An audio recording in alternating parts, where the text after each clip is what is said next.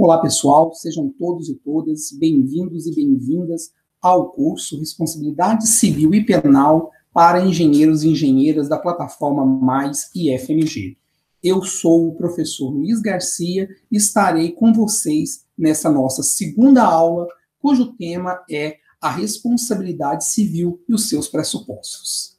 Pessoal, como nós vimos, a responsabilidade civil é este instituto jurídico o qual utilizamos para que alguém que causou um dano a uma outra pessoa possa ser por ele responsabilizado, tendo como grande razão punir este agente e, principalmente, atender às necessidades da vítima. É importante, pessoal, que nós tenhamos a vítima sempre como ponto de partida. Afinal de contas, foi ela que sofreu aí o dano, foi ela que sofreu essa violência, seja patrimonial, seja de cunho moral. Muito bem, meus queridos e minhas queridas, nós temos 4 pressupostos para a responsabilidade civil. São eles: a ação ou omissão, ou seja, conduta humana, culpa ou dolo do agente, ou seja, a intenção da pessoa que praticou a ação, relação de causalidade, ou seja, aquilo que liga diretamente o agente à vítima e, obviamente, o dano sofrido pela vítima. Vamos falar, então, um pouquinho sobre cada um desses pressupostos. Pessoal, ação ou omissão. Quando eu falo de ação ou omissão humana, eu posso tanto pensar em uma ação positiva, ou seja, um fazer voluntário, aquela pessoa, ela age em prol de algo, ou uma ação negativa, uma omissão com dever legal. Para o direito, né, para a lei, nós temos a ideia de atitude, de atividade humana enquanto ação ou omissão. Isso foge um pouco à nossa ideia coloquial, não é mesmo? Porque quando a gente fala de ação humana no dia a dia, nós sempre pressupomos a ideia de uma atividade, ou seja, uma ação positiva.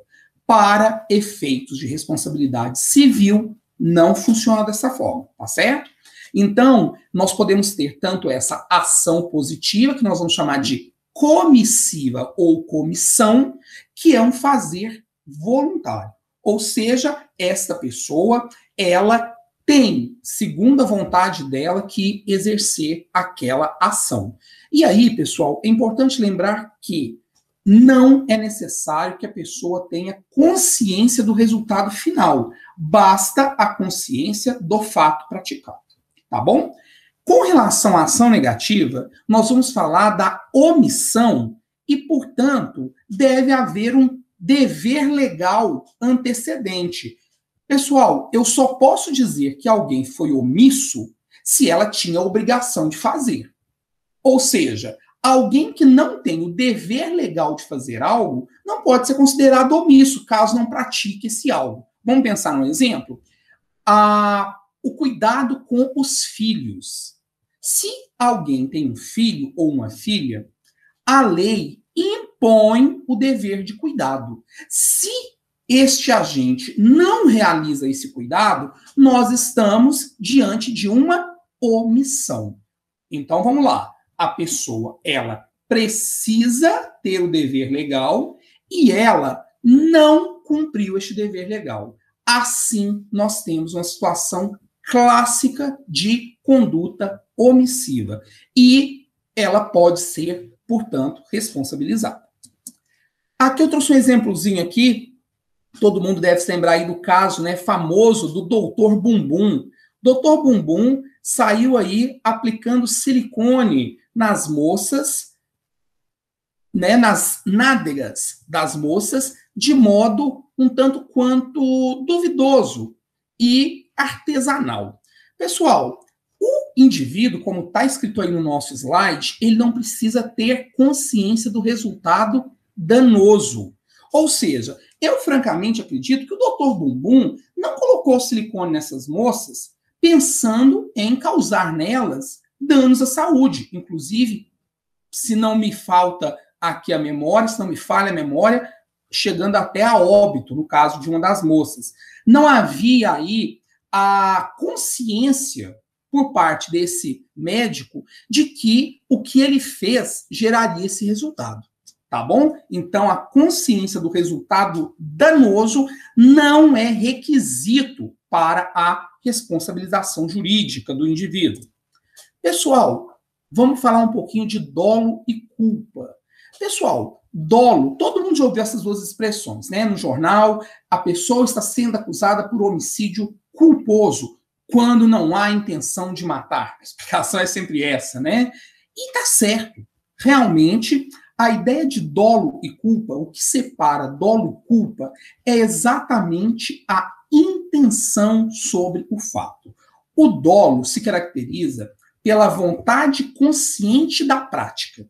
Então, vamos supor, se eu estou dirigindo o meu carro, vejo um desafeto, aquela pessoa, sabe, que você detesta, que você guarda aquele rancor lá no fundo da sua alma, e eu aperto o acelerador para colidir contra essa pessoa, para atropelar essa pessoa, eu estou agindo com dolo.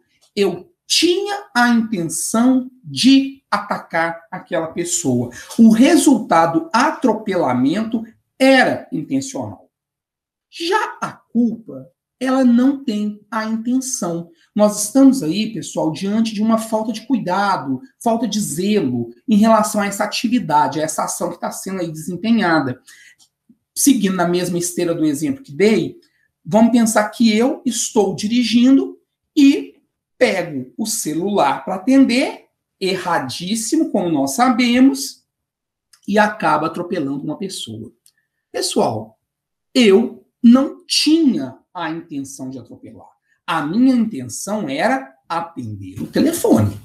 Mas eu atropelei, eu causei um dano.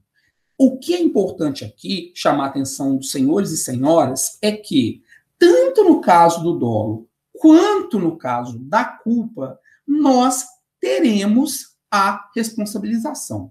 Obviamente, essa responsabilização, seja ela penal, seja ela civil, levará em conta se foi um fato doloso ou culposo. Então, dolo e culpa, e mesmo a gradação da culpa, o tipo de culpa, que eu não vou entrar aqui nesses detalhes, porque não é essencial para o nosso curso, mas isso vai interferir diretamente, por exemplo, no quantum indenizatório, na indenização que a vítima poderá vir a receber. Beleza? Aqui, pessoal, nós temos 3 modalidades de culpa que é importante a gente aí chamar a atenção, que é a negligência, a imprudência e a imperícia. Pessoal, o que é a negligência? Lembrando que nós estamos falando de termos técnicos jurídicos. A negligência se caracteriza pela falta de zelo, né? Pelo não agir com cuidado devido. Então, eu estou fazendo uma atividade e não atuo com o cuidado, com a atenção devida para aquela atividade. Vamos dar um exemplo? Eu tenho aí um engenheiro civil em uma construção. Ele pega um determinado produto, sabe que a qualidade dele não é a melhor e usa. E isso acaba provocando um dano ali na frente. Nós estamos diante de um caso de culpa por negligência. A imperícia, ela já está linkada com a perspectiva de capacitação técnica, ou seja, a pessoa que está executando determinado ato, ela tem, pela formação que possui, obrigação técnica de conhecer determinados procedimentos. E, em não sabendo ou não conhecendo, acaba por provocar um dano. Vou dar 2 exemplos para vocês de imperícia. Eu tenho um médico que não possui residência ou especialização em cirurgia, e ele realiza uma cirurgia e acaba gerando um dano. Pessoal, o médico, ele pode realizar uma cirurgia? Pode. Qualquer médico pode realizar uma cirurgia. Entretanto, não é qualquer médico que tem a técnica necessária para realizar uma cirurgia. Então, se o médico realiza uma cirurgia sem a técnica, nós estamos diante de um fato de imperícia, ou seja, ele é imperito para aquilo. Um outro exemplo com engenharia que eu posso dar para vocês é o caso de um engenheiro mecânico que veio olhar os cabos, certo? De aço de um determinado elevador. Ele olha esses cabos, atesta a qualidade dos cabos e pouco tempo depois, um desses cabos rompe e esse elevador cai, causando, obviamente, dano. Pessoal, o engenheiro mecânico aqui no caso, ele formou-se, ele fez uma graduação durante 5 anos e ele deveria, já que ele se prestou a desenvolver essa atividade, ter conhecimento, ter técnica para o seu desenvolvimento. Não teve, culpa por imperícia. Por fim, a imprudência. Pessoal, a imprudência, ela está aí no campo, talvez, eu poderia fazer uma comparação, como se fosse uma negligência maior, né? A imprudência, ela está no campo de uma ação imprudente. Então, é o que algumas pessoas vão chamar até de imprevidência. Ou seja, eu, pelo fato de estar naquela situação, deveria prever determinada questão e não o fiz. Não agi com o cuidado que se espera de qualquer pessoa naquela condição, naquela situação. Vamos pegar um exemplo aqui. Vamos pensar no engenheiro de Minas, correto?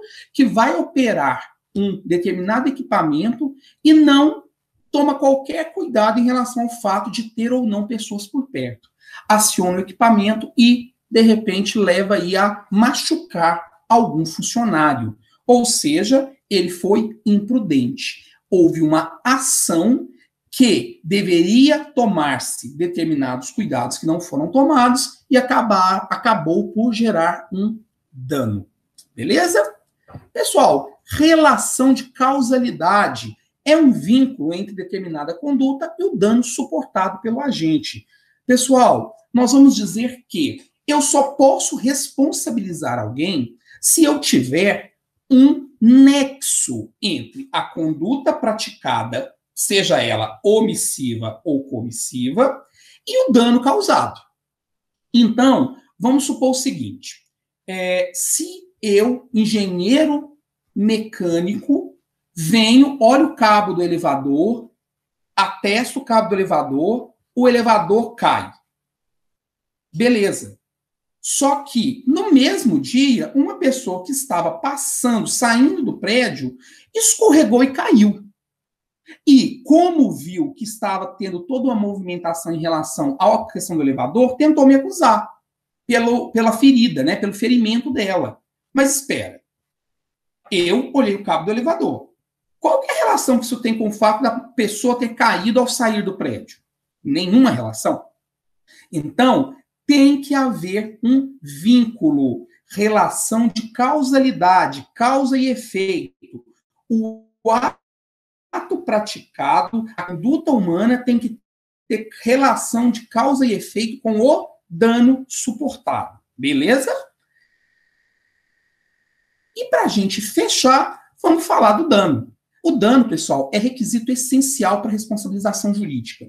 Então, não há que se falar em responsabilidade sem dano. Então, vamos pensar o seguinte, a conduta, ela pode ser comissiva ou omissiva, ela pode haver a culpa em qualquer um dos requisitos, imprudência, imperícia ou negligência, mas se isso tudo aconteceu e alguém visualiza que isso aconteceu, entretanto, não houve qualquer dano à pessoa, não há que se falar em responsabilização. Sob pena, inclusive, pessoal, de eu gerar o que nós chamamos de enriquecimento ilícito, ou seja, determinada pessoa ganhar uma indenização, sendo que ela não suportou dano algum, não houve qualquer prejuízo para ela. É o que está aqui no segundo tópico. Olha, tem que haver a violação de um interesse jurídico patrimonial ou extrapatrimonial, de uma pessoa física ou jurídica.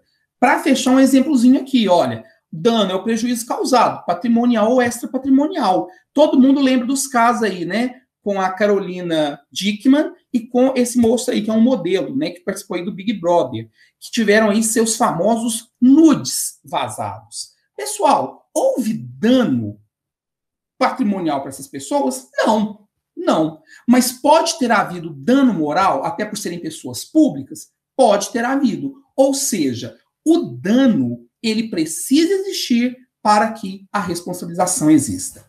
Tá certo? Nos vemos na aula 3. Até mais.